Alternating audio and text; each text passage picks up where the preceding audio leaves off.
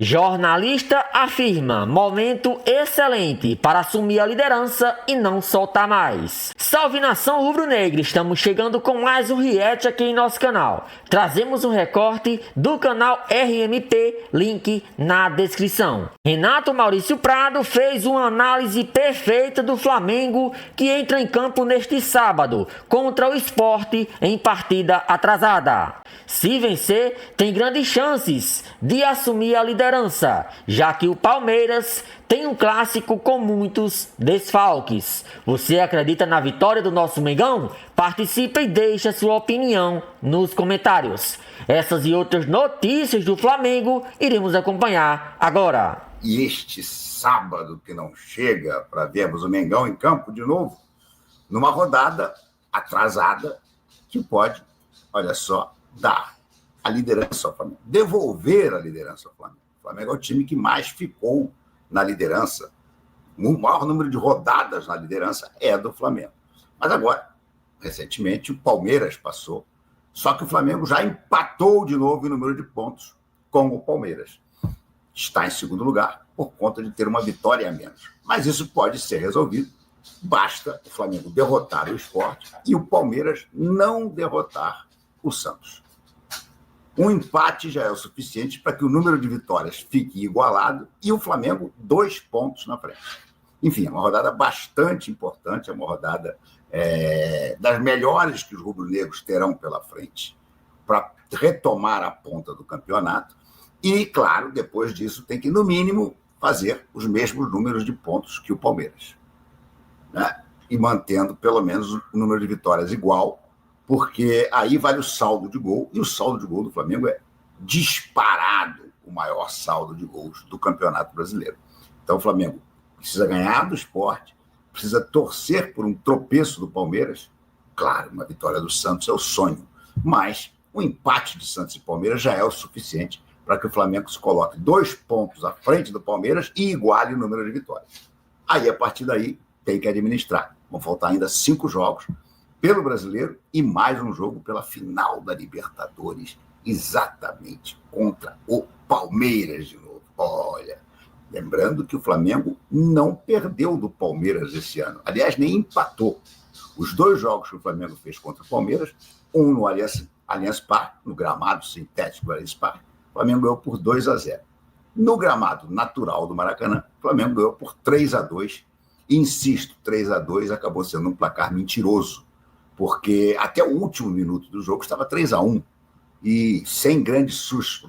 Aí teve um ataquezinho lá no final, fizeram 3-2, um gol do Gustavo Gomes, mas quem viu o jogo notou claramente como o plano tático do jogo do Felipe Luiz deu muito mais certo do que o do Abel Ferreira, que mandou o Palmeiras para o ataque, pressionou o Flamengo, mas pegou Pedro e Arrascaeta, uma tarde memorável, e eles liquidaram a porcada. Temos muitas coisas mais a conversar, inclusive sobre o Pedro. Vamos falar sobre o Pedro, que entrou na fase definitiva de sua recuperação. Diminuiu a tala, né? A tala antigamente, vou mostrar aqui para vocês, a tala vinha daqui até aqui, agora não atinge mais o cotovelo, começa daqui até aqui, e é uma tala que permite que ele faça os treinos junto com os outros jogadores, como fez. Claro, ainda sem bola, ainda sem participar de treino com bola com os demais, para que não aconteça uma pancada ali. Essa tala que ele está usando hoje não é nem a tala que ele possivelmente jogará quando voltar da lesão, pelo menos na final da Libertadores. Essa tala, ela é dura, então a FIFA não permite, porque pode machucar um jogador adversário. Um braço para trás mal dado, com aquilo ali, pode causar um estrago e tanto. Então, ele vai jogar, com certeza, mesmo que esteja liberado, mesmo que a fratura esteja totalmente consolidada, ele vai jogar com uma proteção, mais para caso de borracha, coisa assim, que não machuque ninguém. A expectativa é melhor em relação ao Pedro, mas os outros contundidos também, a gente espera que possam, de repente, voltar a jogar, principalmente por causa do Fla-Flu. No Fla-Flu, a gente sabe, Flamengo vai trazer os jogadores todos que foram convocados, que estão nos Estados Unidos, jogando nos Estados Unidos, para trazer todos juntos, mas vão chegar na véspera do jogo, ou até no dia do jogo de manhã, não sei como é que vai ser a logística, né? Porque tem gente que joga dia 18 e o Fla-Flu é dia 19. Então, eu não acredito que ninguém que venha de lá de fora comece jogando o Fla-Flu. Pode ser até que eles estejam no banco de reservas para uma eventual entrada no segundo tempo. Isso tudo, obviamente, também vai depender de quantos jogaram, né? O Carrascal, por exemplo, o jogo dele não é dia 18, é dia 17. Então, ele vai ter um dia de descanso antes de voltar para o Rio. Acho que o Carrascal talvez tenha até chance de começar jogando. A Arrascaeta, Vinha, Varela, vão todos jogar no dia 18. Pelo menos parece que vão jogar. Pode ser que o Marcelo Bielsa chegue na hora H lá, bote o Arrascaeta no primeiro jogo e não bote no segundo. Enfim, a gente vai ter que analisar praticamente caso a caso de quem vai poder entrar em campo ou não. Quem não vai entrar em campo, com certeza, são os dois da seleção brasileira, porque Danilo e Alexandro são dos jogadores mais veteranos do grupo, jogadores que jogarão no dia 18, e mesmo que o Flamengo resolvesse fretar um avião, como vai fazer o Palmeiras, para trazer o Vitor Roque, e eu chegar aqui, não faria o menor sentido escalar jogadores da idade e do cansaço muscular que eles já têm. Embora eu acho que nenhum dos dois vai jogar, hein? Mas, enfim, de qualquer maneira, eu acho que o Flamengo não vai fazer isso. O Palmeiras, por fontes transversas, né, por outras pessoas, chegou a se insinuar, dizendo que se o Flamengo pedir, eu posso trazer os jogadores dele, mas a decisão do BAP, pelo menos até hoje, é que não quero que os jogadores do Flamengo voltem nos aviões do Palmeiras. Eu acho até que poderia ter havido um acordo, porque o avião que vai buscar os jogadores do Flamengo dos Estados Unidos, se não me engano, o Flaco está nos Estados Unidos, vai jogar nos Estados Unidos. E aí poderia voltar com os do Flamengo. Mas, enfim, o clima está tão azedo entre os dois clubes que eu não acredito que vá haver essa contrapartida. Você traz os meus jogadores e eu trago o seu ou os seus. Acho difícil, bem pouco provável. Uma coisa que aconteceu hoje foi também, e é muito engraçado a gente ver como é que está polarizado isso, né? Como está clima de guerra, isso é ruim. A Libra conseguiu, na justiça, liberar a maior parte da verba que o Flamengo tinha bloqueado por conta da não definição ainda, pelo menos não definição clara, com unanimidade, do sistema de rateio que vai ser feito na parte que premia audiência. Depois como o Flamengo pediu isso, o tribunal suspendeu o pagamento geral. Estava todo mundo alucinado aí que não tinha nem como pagar a folha. Agora, hoje, o Ministério Público, aqui do Rio, a Corte do Rio, decidiu não. Quanto é que seria esse percentual que está em discussão? O total dele é de quanto? 17 milhões. Então, ficaram presos os 17 milhões que vão ser discutidos na Libra, se o Flamengo vai conseguir dizer que ele precisa ganhar mais porque ele tem mais audiência, se vai convencer isso ou não. E o resto foi liberado e eu acho que está certíssimo, acho que essa é a medida. Mas o engraçado foi porque os palmeirenses e a própria Libra comemoraram com uma vitória sobre o Flamengo. O Ministério Público deu razão a gente. O Flamengo estava querendo prender nosso dinheiro, nós liberamos. O Flamengo estava discutindo somente a audiência. E o dinheiro da audiência, a repartição do dinheiro da audiência continua sustada, porque não houve ainda até um acordo até agora. A Libra estava querendo pagar como se fosse 50%, né? Para cada audiência, pega a audiência, 50% para o clube, 50% para o outro. Claro que não é isso, né? Então, o Flamengo contesta esta parte do dinheiro. Mas foi muito engraçado, como eu disse, porque os palmeirenses, Libra derrota o Flamengo, pleito do Palmeiras é atendido, uma bobajada sem fim.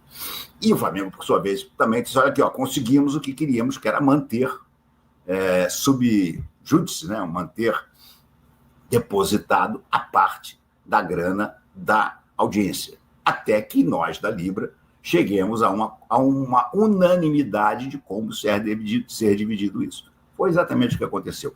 Mas as coisas estão tão polarizadas, estão tão, fla-flu, como a gente chama aqui no Rio, que a gente vê os palmeirenses comemorando, soltando fogos, porque supostamente, na visão deles, o Flamengo foi derrotado. Não foi derrotado. Aliás, não perdemos nenhuma vez para vocês esse ano, palmeirense. E se cuidem, porque se continuar assim, nós vamos ganhar a Libertadores de vocês também. Bom, minha gente, muita coisa ainda para a gente conversar, mas eu quero avisar vocês, isso é importante que vocês. O Flamengo vive dias de apreensão antes de enfrentar o Sport neste sábado, às 18h30, na Arena de Pernambuco. O principal motivo é a dúvida em torno do zagueiro Léo Ortiz. Titular absoluto da defesa rubro-negra desde o início da temporada, que ainda se recupera de um estiramento no tornozelo direito. A lesão ocorreu no dia 19 de outubro. E, embora o jogador tenha feito esforços para estar em campo na semifinal da Libertadores contra o Racing, no dia 29 as dores persistiram e o obrigaram a reduzir a carga de treinos, sem participar das atividades com bola desde então. Ortiz depende de uma recuperação rápida e da liberação do departamento médico para poder viajar com o grupo ao Recife. A comissão técnica, comandada por Felipe Luiz, acompanha o caso de perto, mas trabalha com a possibilidade de não contar com o zagueiro. A equipe ainda terá 2 treinos, na quinta e na sexta-feira antes da viagem. E a ausência de Ortiz obrigaria o treinador a escalar uma defesa inédita. A preocupação aumenta porque o reserva imediato, Danilo, também não poderá atuar. O defensor foi convocado por Carlo Ancelotti para integrar a seleção brasileira nos amistosos contra Senegal e Tunísia, deixando uma lacuna na zaga justamente no momento decisivo do Brasileirão, sem Ortiz e Danilo. Felipe Luiz deve apostar em uma das promessas da base, João Vitor, de 18 anos. O jovem defensor, formado nas categorias de base do Flamengo e visto internamente como uma das principais revelações da geração mais recente, deve ser titular pela primeira vez em uma partida de Campeonato Brasileiro. Até o momento, ele havia começado jogando apenas no Campeonato Carioca e em compromissos da Copa do Brasil. Além de ter entrado em alguns jogos do Brasileirão na reta final, como reserva, sua última participação foi justamente diante do Sport, no Maracanã. Quando substituiu um companheiro no segundo tempo e teve boa atuação nos 20 minutos em campo naquela ocasião, o Flamengo vencia por 3-0, mas perdeu o meio-campista Ivertan Araújo, expulso, o que fez com que o Sport crescesse na partida. João Vitor manteve a tranquilidade e acertou todos os passes que tentou, mostrando maturidade em um momento de pressão. Essa postura chamou a atenção de Felipe Luiz, que após o jogo elogiou o comportamento do garoto e deu a entender que ele seria preparado para assumir mais responsabilidades no elenco principal. Em entrevista coletiva, o técnico foi enfático ao destacar a dedicação e o profissionalismo do jovem defensor. Segundo Felipe, João Vitor vem treinando em alto nível e demonstrando consistência e foco. O treinador destacou que o zagueiro não relaxa em nenhum momento e que, mesmo sendo muito novo, já se comporta como um atleta experiente, atento aos detalhes e comprometido com a evolução tática e física exigida no time principal. Felipe disse que sua decisão de dar minutos ao garoto é baseada na meritocracia e na observação do desempenho no dia a dia.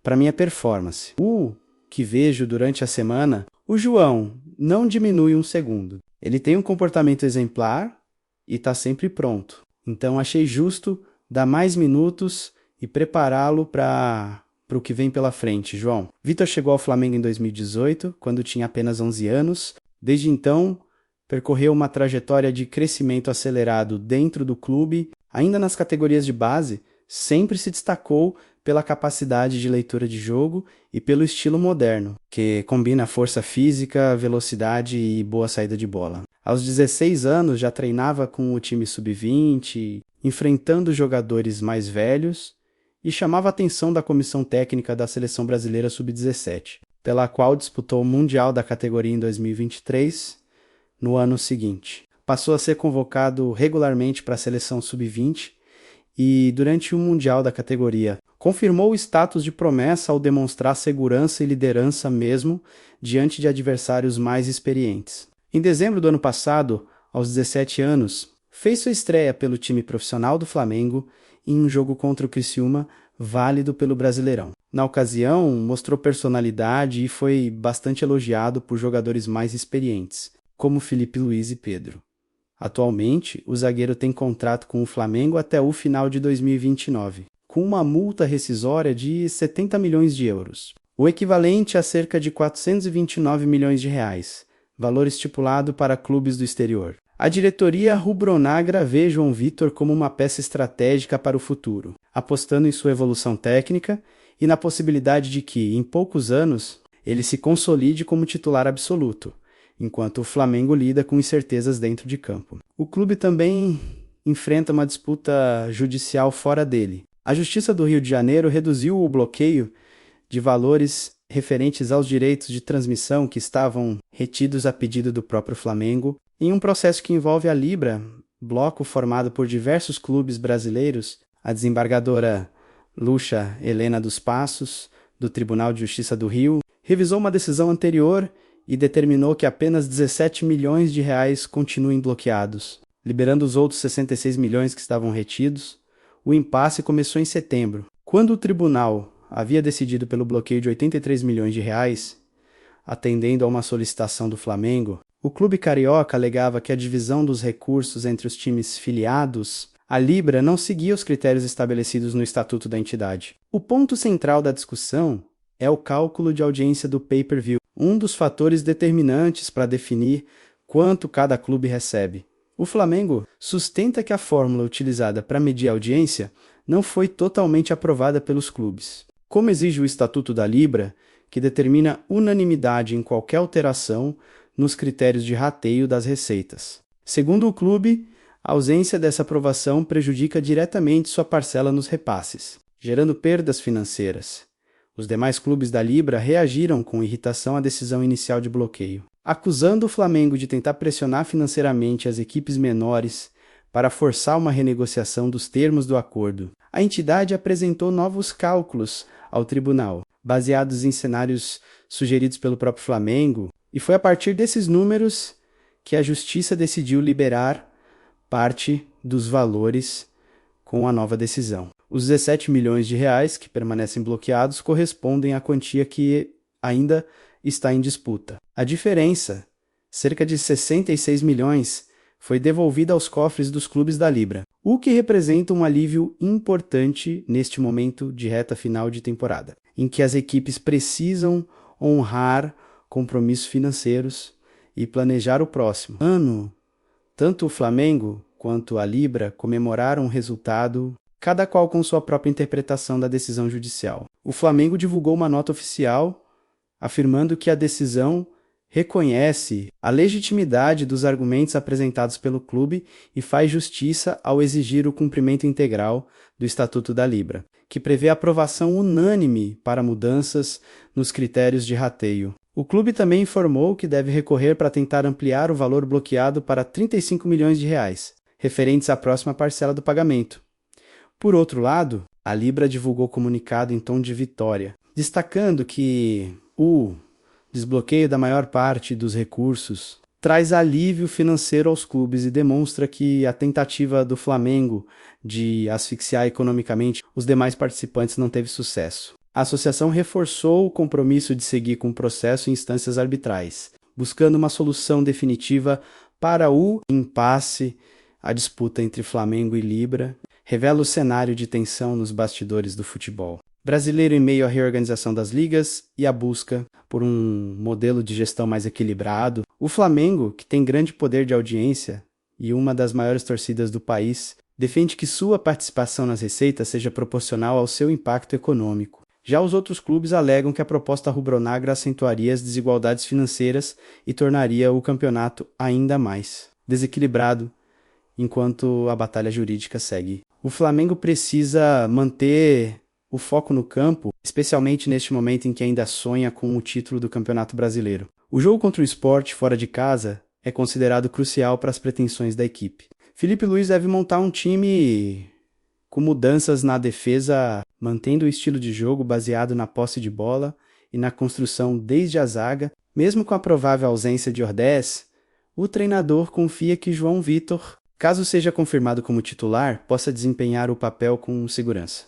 A comissão técnica ela tem trabalhado aspectos táticos específicos para o jovem, buscando aprimorar seu posicionamento e sua leitura de jogadas. Além disso, o grupo de jogadores mais experientes tem sido fundamental para dar confiança ao garoto, que vem demonstrando personalidade e maturidade acima da média para a sua idade.